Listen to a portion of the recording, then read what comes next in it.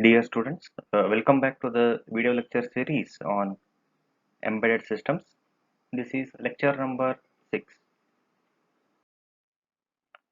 So, in the previous lecture, we have discussed about the debugging support. So, debugging support, there are various debugging supports executed or available in the Cortex M3. Okay. So named a few here are regarding the program control. So there you can have the instruction breakpoints, correct?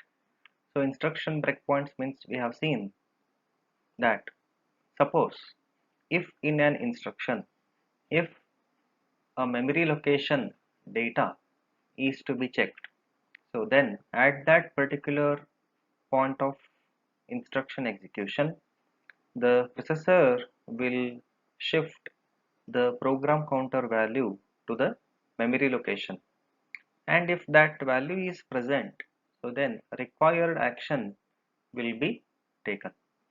Then after that, next instruction will be executed. So this in between time is called as instruction breakpoint. Similarly, we have gone through data watch points, wherein the processor will take care about the size of the data given by the user, whether it is exceeding to the capacity or no. Okay. So like that, we have seen about hardware debugging circuits also, or the concepts, what is JTAG and what is DAP, TPIU, etc., etc. Okay.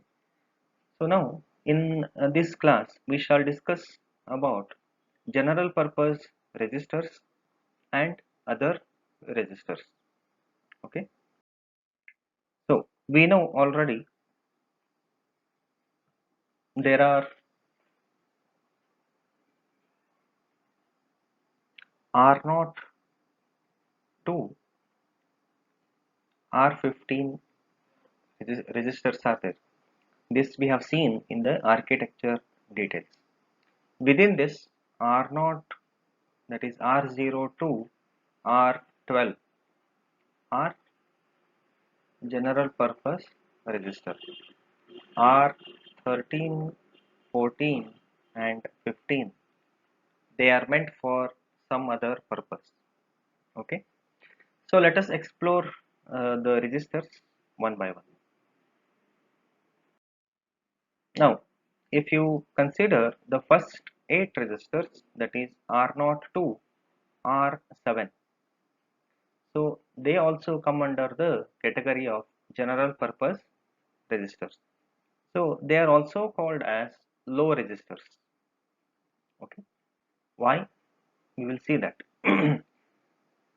They are called as low registers because they are accessible by 16-bit thumb instructions and all 32-bit thumb 2 instructions. That means R0 to R7 can be used by both 16-bit and as well as 32-bit instructions. It supports both 16-bit data types and as well as 32-bit data types. Okay, and they are all 32 bits. And now the reset value is unpredictable here. So reset value, it means what? So if you consider 8051 microcontroller, so at reset in 8051, we know all register contents will be 00. Excuse me. Okay. So here, if you consider in case of Cortex M3, here we cannot say a register can have a specific value like 000. Okay, so this we cannot predict. It can have any arbitrary value. This is because of the SRAM present inside this. So it may hold the previous data. Okay. Similarly, R8 to R12, that is next 5 registers, they also come under the category of general purpose registers, and they are here called as high registers. Okay. So the reason for calling them as high registers are they are accessible by all thumb 2 instruction but not by all 16-bit thumb instructions. Okay, and they are also 32 bits only. Same thing here also, the reset value is unpredictable. So if you just observe here, we have R0 to R12 general purpose registers. Out of this, only R0 to R7, they support both. They support both 16 and 32-bit instructions. Okay, but whereas R8 to R12, they support only 32-bit instructions.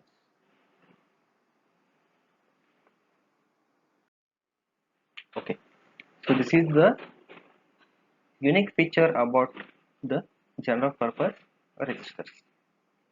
So if you consider the next, okay, so before going to that, if you look into this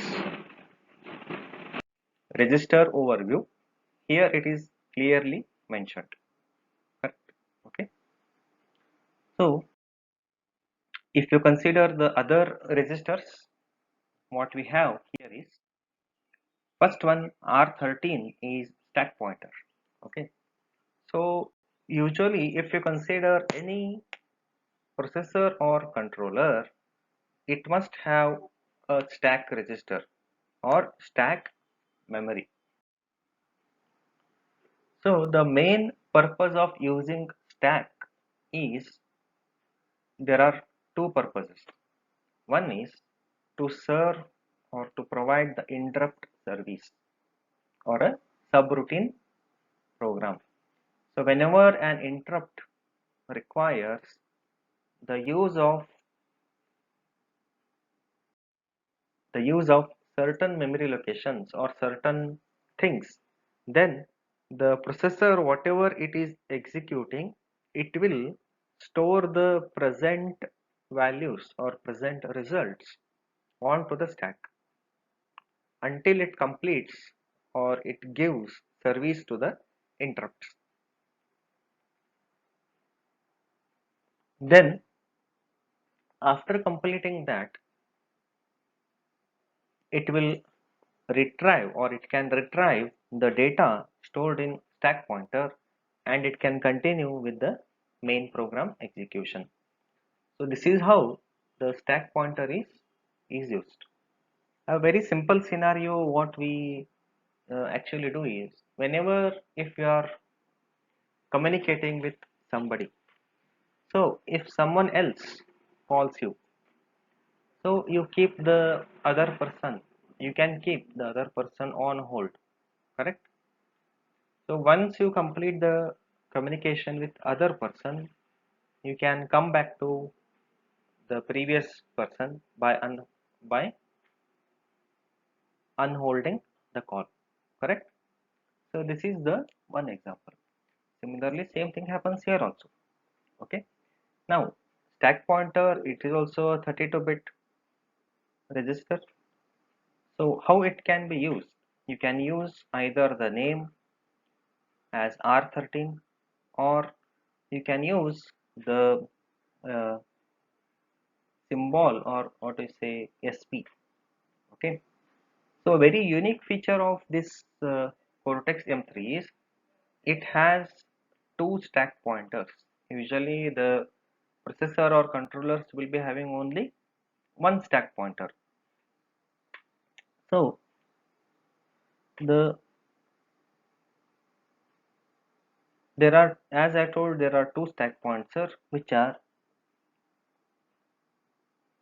MSP, main stack pointer, and another one is PSP, which we shall see in the coming slides.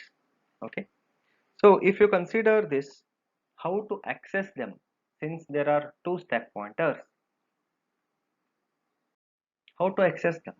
So you need to use the special registers to access them. So if you are using, if you want to move the data from special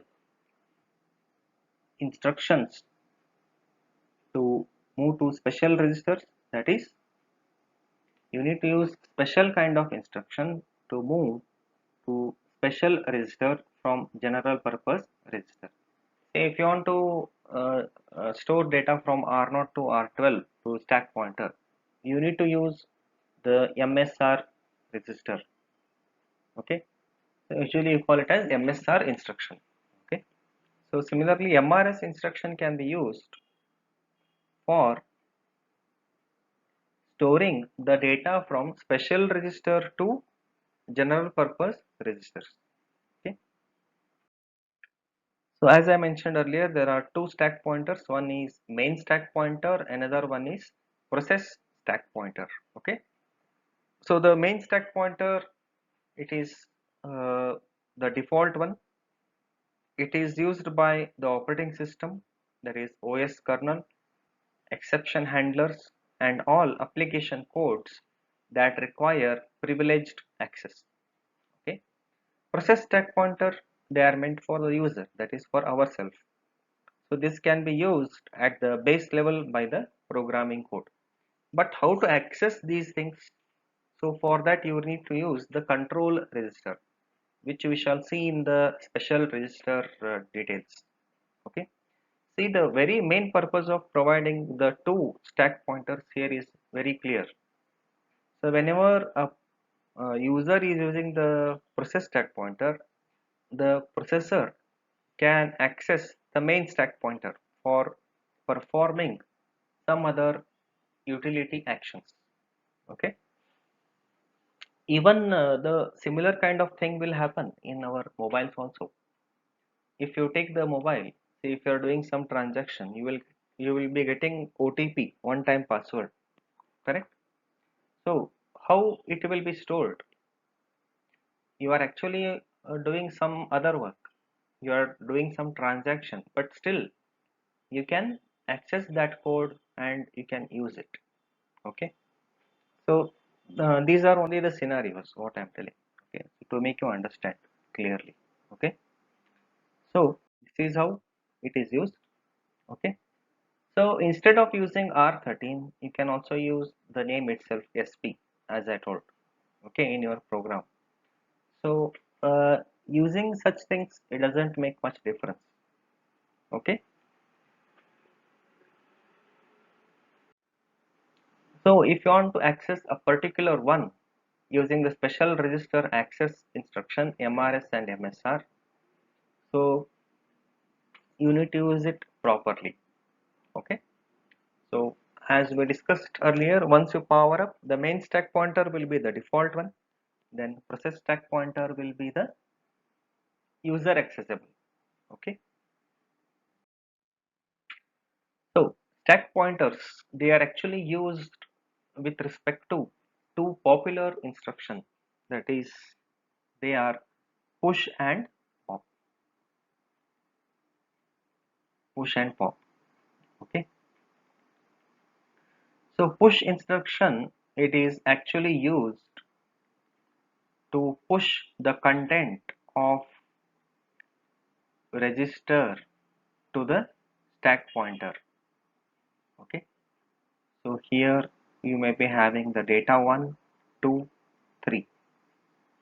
Okay, then the same data can be retrieved from stack pointer to the register using the pop instruction.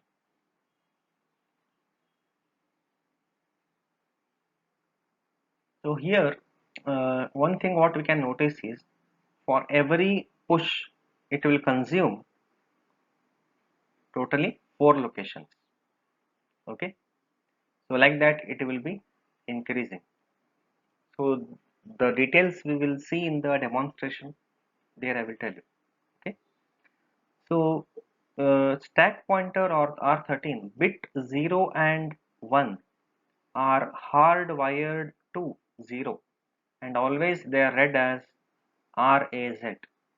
Okay, read as 0.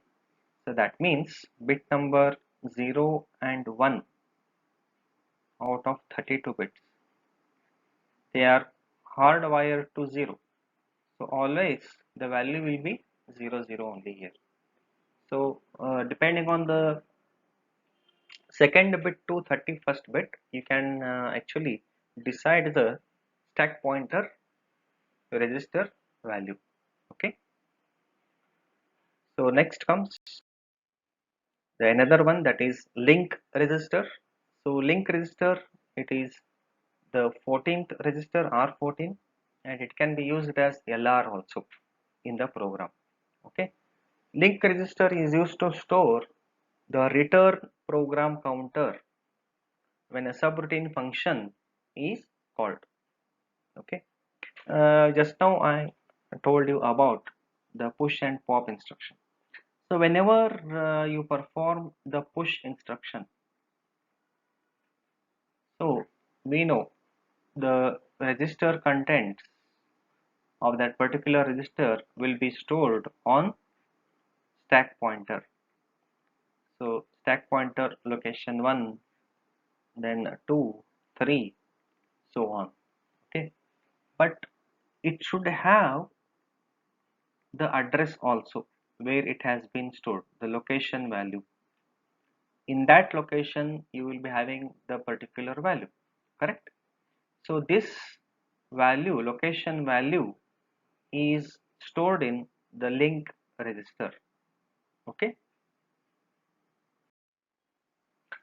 so if you are engaging a class, for example, say in some block number 1, if I say, then if somebody calls you, okay, so you need to go to their location. Where you are going, actually you are going to their location.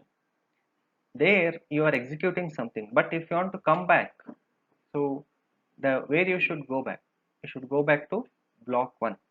So that block 1 value will be again stored in link register. That is a general idea. Okay, let us see for example when you are using branch and BL instruction. So there are two instructions which we can use. One is B, another one is BL. So in short, we call BL as branch and link instruction. Okay. See, so if you assume that some main program is currently running, so after some instruction, some function has to be executed. What we do there? BL means branch and link. Say if you are performing the addition regularly, if you are adding uh, first 100 numbers, so what you have to do, first time every time you cannot use add 1 comma means with the value like add 1 plus 2, add 2 plus 3, like that.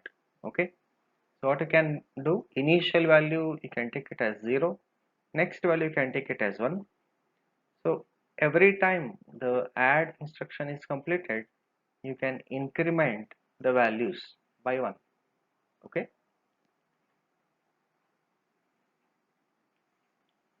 with the count values. Okay, so the function here in our case is what now? It is like some add program. So it will be mentioned here, these lines. When the function is added for first time, next you will be checking the count value. If it is not equal to 100, it should come back here. correct, and this process is repeated. Okay, this is the example of usage of the link register, okay, which we shall see again in the demo classes. Okay, next is the one more last register, that is R15.